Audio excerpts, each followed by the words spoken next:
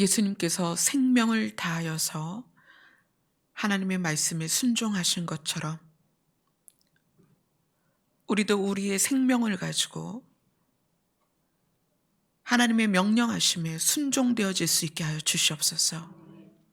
죽으면 살리라 하셨사오니 우리의 육을 죽여서 영원한 생명을 소유할 수 있게 인도하여 주시옵소서.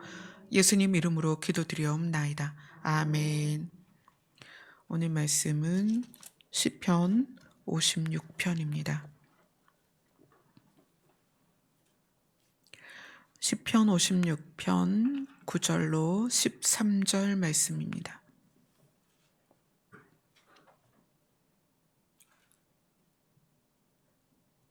같이 읽도록 하겠습니다. 시작. 내가 아뢰는 날에 내 원수들이 물러가리니 이것으로 하나님이 내 편이심을 내가 아나이다. 내가 하나님을 의지하여 그의 말씀을 찬송하며 여호와를 의지하여 그의 말씀을 찬송하리이다. 내가 하나님을 의지하였은즉 두려워하지 아니하리니 사람이 내게 어찌하리이까. 하나님이여, 내가 주께 서원함에 있사온즉 내가 감사제를 주께 드리리니 주께서 내 생명을 사망에서 건지셨음이라. 주께서 나로 하나님 앞 생명의 빛에 다니게 하시려고 실족하지 아니하셨나이까. 아멘. 오늘 말씀은 56편 1절로 8절까지 우리가 나눈 말씀을 이어서 이제 다윗의 고백이 나옵니다. 내가 아뢰는 날에 내 원수들이 물러갈 것입니다. 왜냐하면 하나님이 하나님의 행위록에 이 모든 일들을 기록하셨고 나의 눈물을 병에 담으셔서 하나님께서 그 병에 담긴 눈물을 보고 계시고, 그래서 저들이 죄가 없는 나를 죽이려고 내 발자취를 따라다니며 생명을 엿보고 있는 그들의 모든 행동에 대하여 내가 하나님께 아뢰일 때 그것이 이미 주의 책에 세세히 기록되었기 때문에 원수들이 변명을 하거나 반박을 하거나 그럴 수 없고 자기들 죄를 알고 하나님 앞에 자기의 죄를 변론할 수 없다는 걸 알고 물러간다는 거죠. 그래서 다윗이 그 모습으로 인해서 자기는 무엇을 증명할 수 있냐면 하나님이 내 편이라는 것을 증명할 수 있고, 내가 자기 스스로 이 땅에서 살면서 하나님이 내 편이라는 걸 알았지만 그것을 그 원수들에게도 보여주는 날이 될 것이다. 여러분은 어디 가서 당당하게 또는 어떤 상황에서 정말 당당하게 하나님이 내 편이다라고 말을 하실 수가 있나요? 이건 정말 여러분이 스스로에게 질문을 하셔야 됩니다. 하나님이 내 편이신가? 어느 상황에서도 어떤 자리에서도 내가 누구에게도 하나님이 내 편이라고 말을 할 수가 있는가? 하나님께서 처음 저에게 48년을 하나님을 믿고 살았는데, 어렸을 때부터 48년째 되는 해에 남편이 세상을 떠났을 때 하나님께서 말씀하셨어요. 넌 나를 아빠라고 불러라. 저는 그때까지 하나님을 아버지라고 불렀거든요. 그렇지 않나요? 여러분도 다 하나님을 아버지라고 부르잖아요. 의식을 하든 안 하든 우리 입으로 늘 하나님을 아버지라고 불렀는데 하나님께서 저에게 넌 나를 아빠라고 불러라 라고 했을 때 제가 거기에서 멈춰서 내가 이제까지 하나님을 아버지라고 불렀는데 하나님을 아빠라고 부르는 의미, 그것을 제가 혼자 깊이 생각을 했어요. 정말 하나님을 아버지라고 내가 깨닫고 생각하고 있었는가? 근데 돌이켜보니까 사실 그렇지 않았던 거예요. 여러분, 지금 정치권이든 많은 사람들이 법을 어겨도 당당하고 죄의 대가를 치러야 됨에도 사람들에게 당당한 이유는 아, 나는 대통령의 측근이야. 뭐 이런 그런 게 있잖아요. 대통령의 측근만 돼도 죄에 대해서 스스로도 당당하죠. 근데 우리는 하나님을 아버지라고 하는데 그 하나님을 아버지라고 하는 출발이 뭐냐는 거예요. 정말 하나님이 나의 아버지라는 걸 알고 그렇게 불렀느냐. 너무 익숙하게 하나님을 아버지라고 했는데 하나님께서 저에게 나를 이제 아빠라고 불러라라고 했을 때 그때서 저는 비로소 내가 이제까지 불렀던 하나님 아버지라는 그 아버지가 아버지가 아니었던 거예요. 그냥 호칭이었던 거예요. 관계가 아니라 호칭이었다는 거예요. 아, 내가 정말 아버지를 아버지로서의 관계를 못 갖고 있었구나. 그래서 그때부터 하나님을 아빠라고 하는 게 굉장히 어색했어요. 말도 안 나왔고 소리도 못 냈어요. 그렇지만 그때부터 하나님을 아빠라고 부르는 게 익숙해지는 게 아니라 하나님을 아빠로서의 관계를 형성하기 시작했다는 거예요. 맞아, 하나님이 나의 아빠인데. 근데 나는 왜 이렇게 그동안 우울했지? 하나님이 내 아빠인데 나는 왜 이렇게 두려워했지? 하나님이 내 아빠인데 나는 왜 이렇게 자신이 없었지? 하나님이 내 아빠인데 왜 나는 사람들과 나를 비교해서 늘 좌절하고 열등감을 갖고 그랬지? 그래서 하나님이 저에게 나를 아빠라고 불러라 했을 때 아빠라는 호칭을 하기 위해서 노력했던 게 아니라 관계를 형성하는데 정말 많은 시간을 보냈어요. 하나님이 내 아빠인데. 그러니까 이 관계 안에 있지 못했으니까 너무 힘들었어요. 근데 오늘 다윗은 하나님이 내 편이시다라는 것을 당당하게 고백하는 단계에 있었다는 거예요. 그래서 자기를 해치려고 했던 생명을 엿보는 자기의 발자취를 지켜보는 그들의 악함을 늘 경험하고 있지만 그 경험하는 자리에서도 다윗은 하나님을 향하여 하나님 내 편이시잖아요. 이걸 당당히 말할 수 있는 거예요. 우리에게 두려움이나 근심이나 걱정이나 좌절이나 주저함이나 우울이나 슬픔이나 걱정이나 이게 다 어디서 오냐는 거예요. 낙심. 어디서 올까요? 정말 하나님이 내 편이라는 걸 안다면 우리는 이것들에서 자유로워질 거예요.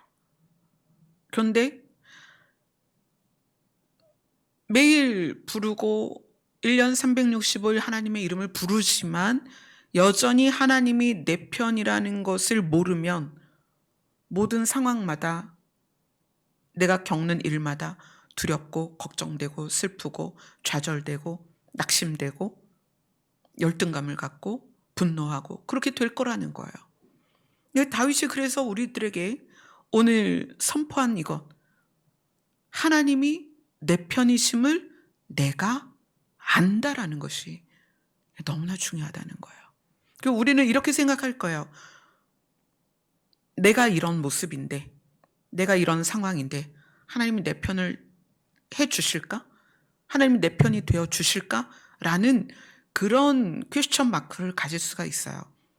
근데 그것을 우리가 하나님이 어떤 분인지를 아는 것에서 출발을 해야 된다는 거예요. 자, 다윗이 10절을 이렇게 이야기합니다. 같이 읽겠습니다. 시작. 내가 하나님을 의지하여 그의 말씀을 찬송하며 여호와를 의지하여 그의 말씀을 찬송하리이다. 하나님을 의지하여 그의 말씀을 찬송한다는 건 다윗이 하나님이 신이신 것을 깨달았고 그래서 신을 의지해서 그분의 말씀, 그분의 약속을 기쁘게 받은 거예요. 하나님이 약속하신 것, 신의 약속에 대하여, 신의 말씀에 대하여 내가 기뻐하며 그것을 찬송한다는 게 입으로 찬송할 수 있고 마음으로 찬송할 수 있고 삶으로 찬송할 수 있죠. 근데 다윗이 또 하나를 이야기합니다. 분명히 하나님을 의지하여 이렇게 얘기했는데 그 다음에는 여호와를 의지하여 이렇게 표현을 해요. 하나님을 의지하는 것과 여호와를 의지하는 것 조금 달라요, 의미가. 다윗은 나는 하나님을 의지하여 그의 말씀을 찬송하고 그 다음에는 여호와를 의지하여 그의 말씀을 찬송한다 이렇게 표현하는데 하나님을 의지한다는 건 하나님 자체가 신이라는 것을 내가 깨닫고 그 신의 말씀을 내가 받아들여서 그 신을 의지한다는 거예요. 근데 여호와를 의지한다는 건 뭐냐면 그 신이 누구냐? 그 신은 나를 구원하는 신이다. 신은 신인데 나와 어떤 관계냐는 거예요. 신은 신이에요. 창조하신 신이시고요. 만물을 살아나게 하신 신인데 그 신을 의지하고 있고, 또 여기서 여호와를 의지한다는 건 그 신이 누구냐면 나를 살리실 신이라는 거예요. 다윗은 신의 존재를 인정하면서 그 신이 나와 관계가 있다는 거예요. 어떤 관계다? 그 신은 나를 구원하실 신이다. 그래서 나를 구원하실 그 신이 하신 모든 말씀을 내가 기뻐한다. 자, 그 다음에 11절은 조금 더 다른 부분에서의 비교입니다. 11절 같이 읽겠습니다. 시작. 내가 하나님을 의지하였은즉 두려워하지 아니하리니 사람이 내게 어찌하리이까. 다윗 입장에서 처음에는 하나님과 여호와 하나님, 하나님은 신이시고 여호와 하나님은 나를 구원하실 하나님이세요. 다윗은 그것을 분명하게 구분해서 우리에게 이야기를 해줍니다. 그러니까 우리도 신을 인정하는 것에서 그 다음에는 나와 관계 있는 신, 하나님이 계시긴 계신데 그 하나님이 나와 무슨 관계냐? 그분이 나의 아버지시다. 그래서 아버지로서의 그 모든 역할을 감당하실 거기 때문에, 또 그분이 어떤 하나님이다? 목자이신 하나님이시다. 나는 양이다. 목자와 양은 관계가 있잖아요. 관계. 그리고 그 목자는 뭐 할 거예요? 양을 푸른 추장으로 인도하실 거예요. 쉴 만한 물가로 인도하신단 말이에요.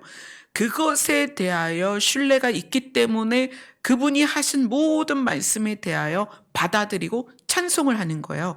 그 다음에 다윗이 뭘 비교했냐면 나는 신을 의지하고 사람을 의지하지 않는다. 그 비교를 11절에서 하는 것입니다. 내가 하나님을 의지하였은즉 두려워하지 아니하리니 사람이 내게 어찌하리이까. 내가 신을 의지하고 사람을 의지하지 않는다. 신을 의지하고 있기 때문에 어떤 사람이든 나를 죽이려 생명을 엿보고 내 발자취를 지켜보고 있지만 나는 걱정하지 않는다. 왜냐하면 나는 사람이 아니라 신을 의지하고 있기 때문이다. 여러분이 믿는 하나님은 신이십니다. 어떤 신이세요? 여러분을 살리고 싶어하는 신입니다. 여러분이 아버지라고 부르는 분이 누구냐면 신이시라는 거예요. 근데 어떤 신이에요? 자기 생명까지 내어주어서 우리를 살리는 신이라는 거예요. 그것에 대한 신뢰가 두려움을 사라지게 한다는 거예요. 다윗이 그렇게 지금 고백을 하는 거예요. 나는 하나님을 의지한다. 어떤 하나님이냐? 여호와 하나님을 의지한다. 나는 사람이 아니라 하나님을 의지하기 때문에 사람과의 관계에서 내가 두려워하지 않는다. 그러면서 다윗이 하나님이여 내가 주께 서원함이 있사온즉 내가 감사제를 주께 드리리니, 이 서원함에 대해서는 우리가 시편 50편을 볼 때 그 부분에 나와 있었어요. 다윗이 잠깐 볼까요? 시편 50편.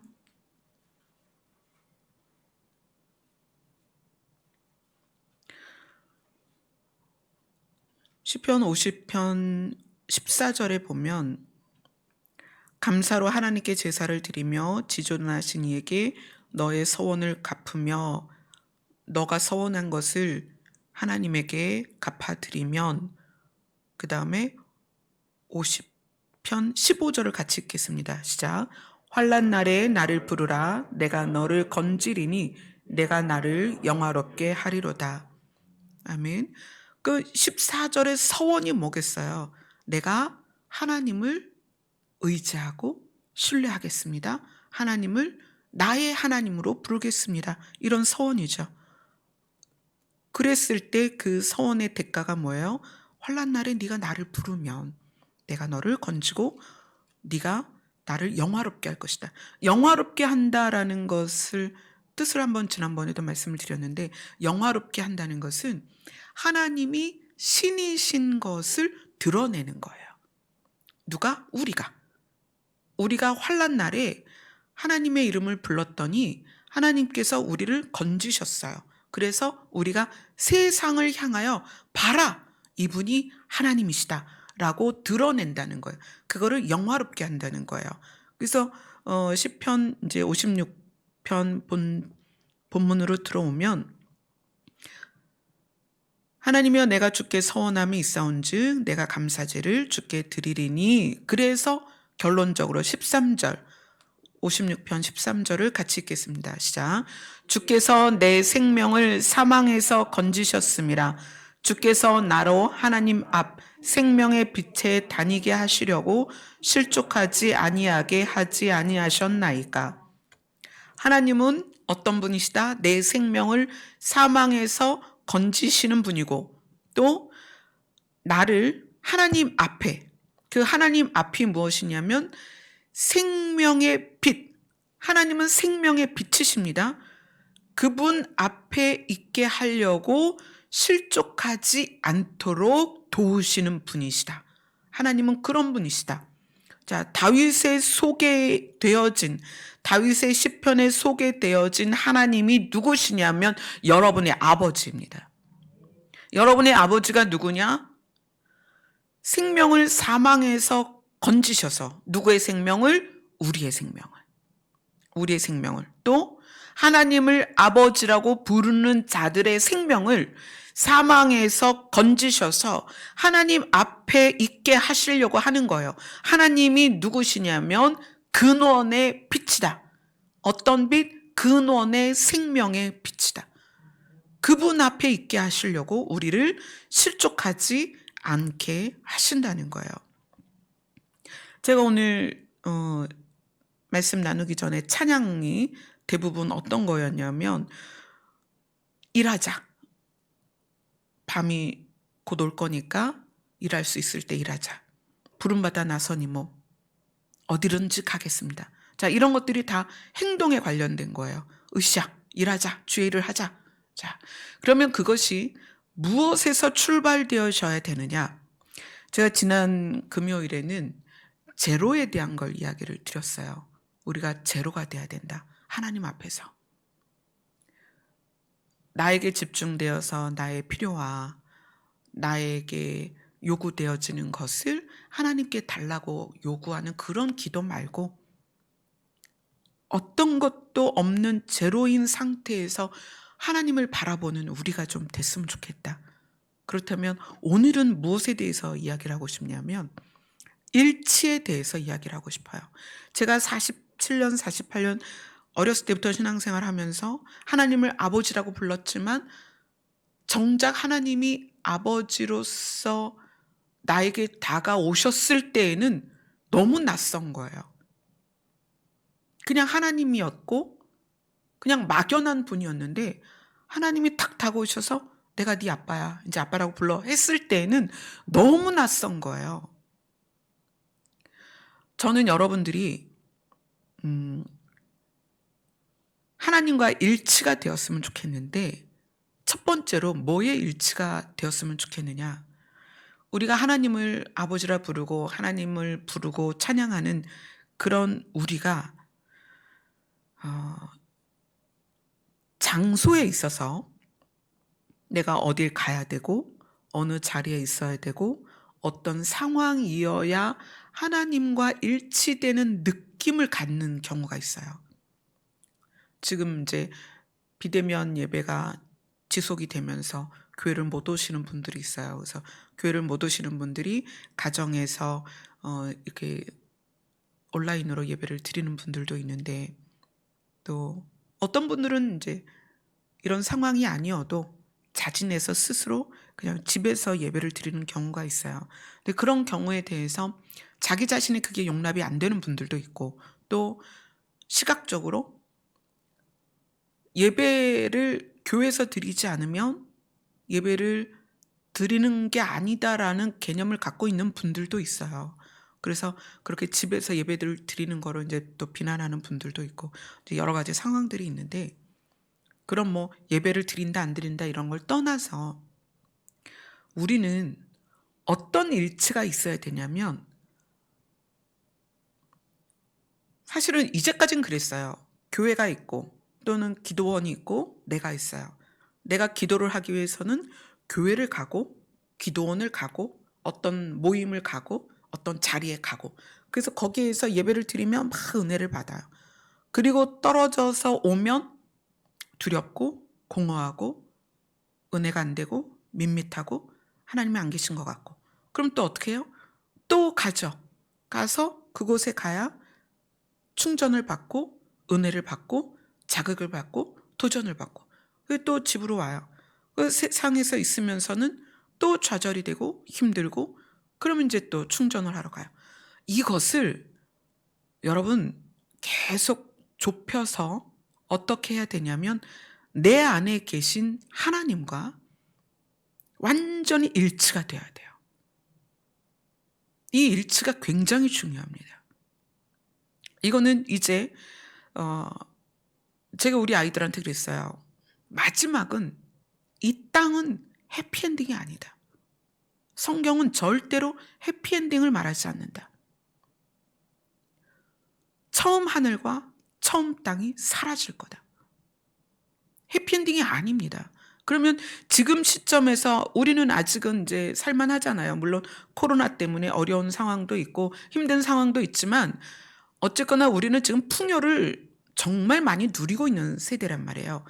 그런 우리가 해피엔딩이 아니라 정말 힘든 상황으로 갈 건데, 우리가 여전히 어떤 장소에 가서 하나님을 만나야 되고 어떤 장소에 가서 하나님의 은혜를 받아야 되고 어떤 장소에 가서 하나님과의 교제를 해야 된다면 앞으로 여러분의 믿음은 지켜내기가 어려울 것이에요.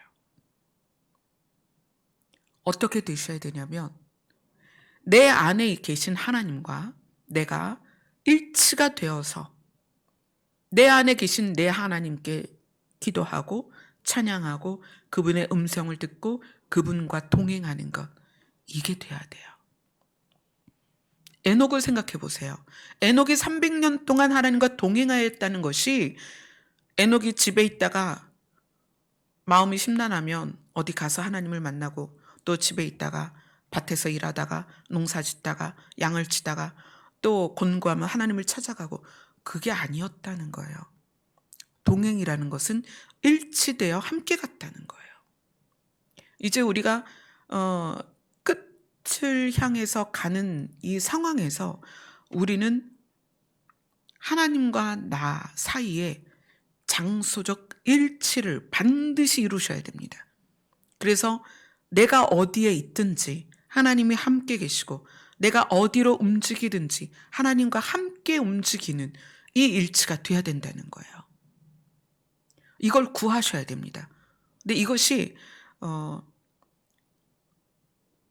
내가 뭐 죄를 지으면 하나님이 나를 떠나시고, 또 내가 기도를 잘 안 하면 하나님이 내 옆에 안 오시고, 이게 아니에요. 하나님은 항상 나와 함께 계십니다. 이것이 내가 믿어져야 되는 거예요. 기도를 해보세요. 여러분 자리에서, 교회에서, 집에서, 어떤 장소에서든 하나님을 불러보세요. 하나님은 그곳에서 들으시고 그곳에서 응답하십니다. 반드시 여러분은 장소적 일치, 하나님과 나와의 장소적 일치를 이루셔야 돼요. 그래서 여러분이 어디에서 무엇을 하고 어떤 상황이어도 그곳에서 하나님은 여러분과 함께 하십니다. 아멘. 이 일치가 반드시 있어야 돼요. 그 다음에 두 번째 일치는 마음의 일치예요. 교회들이 성도들에게 일을 하면 믿음이 성장한다고 가르쳤어요. 자리를 주면 그 자리만큼 성장한다고 가르쳤어요. 물론 노하우나 어떤 능력은 성장할 수 있죠. 그러나 그것하고 믿음하고는 달라요. 자, 믿음의 시작은 뭐에서 시작이 돼야 되냐면 마음이 같아야 돼요. 누구의 마음과? 하나님의 마음과 나의 마음이 일치가 돼야 돼요. 그래서 마음과 뜻과 정성을 하나님께 드려야 되는데 이 마음이 하나님과 다르면 거기에서 세워지는 뜻이 달라요. 하나님의 마음은 뭐예요? 어떤 마음이에요? 우리에게 생명을 주고자 하는 마음이죠. 아담과 하와에게 하나님이 뭘 주셨어요? 생명을 주셨어요. 에덴 동산에 하나님이 생명을 불어넣으신 거예요. 하나님은 우리를 살리고자 하는 분이에요. 그래서 아담과 하와에게 당부한 게 뭐예요? 이렇게 하면 사망이 들어온다. 그러니까 이렇게 하지 마라. 하나님이 아담과 하와에게 경계한 것은 사망이 들어오면 안 된다라는 걸 경계를 주신 거예요. 하나님이 우리에게 소원하는 건 우리를 살리는 것입니다. 그 마음이 하나님과 일치되어야 된다는 거예요. 하나님과 내가 장수적인 일치가 된다면 그 다음에는 하나님의 마음이 무엇이냐를 생각해 보라는 거예요. 자, 그 마음에서 그 마음의 동기대로 뜻이 생기고 그 뜻에 의해서 행동이 나오는 거예요. 하나님은 그 마음이 생명을 기반으로 하는 마음이에요. 생명은 살아있잖아요. 그래서 생명으로 되어 있는 마음이 상대를 볼 때는 살리고 싶고 그 뜻이 살리고자 하는 뜻이에요. 그래서 어떤 행동을 보이세요? 자기 아들을 죽여서라도 살리는 거예요. 그리고 아들은 하나님께서 또 살리셨죠. 하나님은 우리를 살리고자 하는 분이에요. 그래서 우리의 마음과 뜻과 행동이 하나님의 마음으로 일치된 다음에 나와야 된다는 거예요. 우리의 마음이 하나님의 마음과 일치가 되면 우리가 하나님과 같은 뜻을 세웁니다. 어떤 뜻을 세울까요? 상대가 나를 잘 해주든지 못해주든지, 상대가 나를 미워하든 안 미워하든, 상대가 나에게 피해를 주든 안 주든 나는 어떤 뜻을 세우겠어요? 그를 살려야겠다는 뜻을 세운다는 거예요. 그 다음에 어떤 행동을 하겠어요? 그를 살릴 수 있는 행동을 한다는 거예요. 그게 마음과 뜻과 정성입니다. 하나님과 내가 장수적으로 일치가 되는 것, 그 다음에 하나님과 내가 그 마음이 일치가 되는 것. 그 마음이 일치가 되었을 때 하나님의 뜻과 일치가 됩니다. 우리가 하늘의 것을 구하는 것, 아버지의 뜻을 구하는 것, 하늘의 뜻을 구하는 것, 그 하늘의 뜻이 뭐겠냐는 거예요. 하늘의 뜻은, 하나님의 뜻은, 아버지의 뜻은 우리를 살리는 것이다. 그 뜻이 우리와 일치가 돼서 우리가 하나님의 마음을 토대로 그 뜻을 세워야 우리의 행동이 그렇게 나온다는 거예요. 교회를 다니면 착한 사람 돼야 된다. 그 착한 사람이 되는 행동이 훈련으로 되냐고요? 안 됩니다. 교육으로 되나요? 안 됩니다. 착한 사람이 되고 죄를 짓지 않는 그 행동, 그 삶은 어디에서 나오느냐? 하나님의 마음과 일치될 때 나오는 거예요. 성숙이 뭐죠? 지난번에 말씀드렸죠? 성숙이라는 건 하나님을 닮아가는 것이다. 성숙은 하나님과 같아지는 것이다. 하나님과 일치되는 것이다. 그러면 어떻게 해야 하나님과 같아지고 하나님과 일치가 되는가? 하나님의 마음을 우리랑 일치시키는 거예요. 내가 하나님의 마음을 닮아가는 거죠. 하나님의 마음을 우리 안으로 집어넣어서 내 마음을 다 꺼집어 버리고 그리고 하나님의 마음으로 사는 거예요. 근데 그렇게 해야 그 하나님의 마음이 내 안에서 하나님의 뜻을 세우고 그 뜻이 나의 뜻이 되어서 하나님의 모습이 내 삶에서 드러나는 거예요. 이것이 지금 이 마지막 때를 살아가는 우리의 삶의 모습이 되어야 된다. 아까 다윗은 하나님을 의지한다, 여호와를 의지한다 이렇게 이야기를 했어요. 이 구약 성경을 보면은 하나님이라는 단어와 여호와라는 단어가 구분해서 나옵니다. 근데 하나님이라는 단어는 한 2000번 나왔으면 여호와라는 단어는 한 5000번이 나와요. 왜 그렇겠어요? 신이 존재한다는 건 분명하기 때문에 구약 성경 내내 신에 대해서 소개를 하는 거예요. 너희가 신을 믿어야 된다. 근데 어떤 신이냐? 진짜 신을 믿어야 된다. 진짜 신이 누구냐? 하나님이다. 이래서 신에 대해서 강력하게 구약 성경이 말을 하고 있어요. 그런데 그 다음에 그 신에 대한 것보다 2배나 많게 말하는 게 뭐냐면 여호와다. 그 신이 너와 무슨 관계냐? 그분은 너를 구원하시는 분이다. 이스라엘을 구원하시는 분이다. 이 대한민국을 구원하시는 분이다. 관계가 있어야 될 거 아니에요. 신이라는 존재가 있는 건 내가 알겠는데 그 신과 내가 관계가 없으면 그 신의 존재에 의미가 없는 거예요. 구약 성경은 이렇게 하나님에 대해서는 2000번 정도 이야기하지만 여호와에 대해서는 5000번을 넘게 이야기한다는 거예요. 제가 많은 분들과 상담하면서 오늘 대화를 나눈 분들하고 이야기를 했어요. 오늘 이제 3분이 오셨는데 3분한테 그런 얘기를 했어요. 목회가 뭐라고 생각하세요? 여러분 목회가 뭐라고 생각하세요? 여러분은 이제 성도 입장이니까 성도 입장에서 목사를 바라보면서 목회가 무엇이다 라는 개념을 생각해 본 적이 있으실 거예요.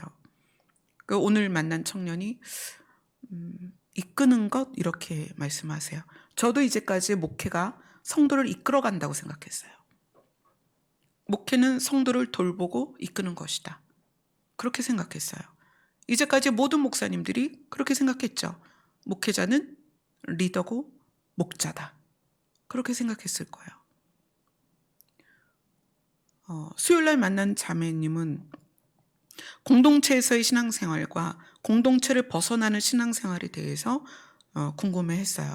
목사님, 교회에서는 무리를 떠나면 이리가 그 양을 삼킨다고 가르쳤는데 물론 저도 그렇게 배웠습니다.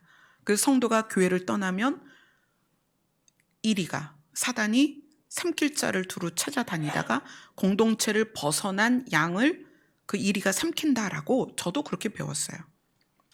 그렇게 그 자매도 배워왔기 때문에 교회 공동체 안에 있지 않고 요즘같이 비대면으로 예배를 드리는 경우 그걸 굉장히 이제 걱정을 하고 또 갈 수 있는 공동체를 찾지 못해서 힘들어하는 그런 상황에서 그런 이야기를 나누게 됐어요. 공동체 안에 있는 것과 공동체 밖에 있는 것 어떤 게 안전할 것 같아요? 여러분 어떻게 생각하세요?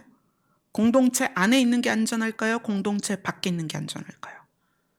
교회 안에 있는 게 안전할까요? 교회 밖에 있는 게 안전할까요? 양의 무리에 있는 게 안전할까요? 양의 무리와 떨어지는 게 안전할까요? 정답은 하나님과 함께 있는 게 안전합니다. 공동체 안에 있어도 그 공동체가 하나님을 향하여 가지 않으면 안전하지 않습니다. 공동체 밖에 있다고 해도 내가 하나님과 있으면 나를 하나님에게서 끊어낼 자가 없습니다. 왜? 하나님은 나의 아버지시니까. 공동체 안에 있느냐 밖에 있느냐가 중요한 게 아니라는 거예요. 공동체가 하나님과 함께 하나님의 인도를 받는 공동체라면 당연히 안전하겠죠. 공동체 밖에 있는 것보단 그 공동체 안에 있는 게 안전하겠죠. 그러나 그 공동체 안에 있다 해도 내가 하나님을 따라가지 않으면 안전하지 않다는 거예요. 내가 하나님과 공간적, 장소적 일치를 이루지 않으면 안전하지 않다는 거예요. 자, 목회는 뭐냐?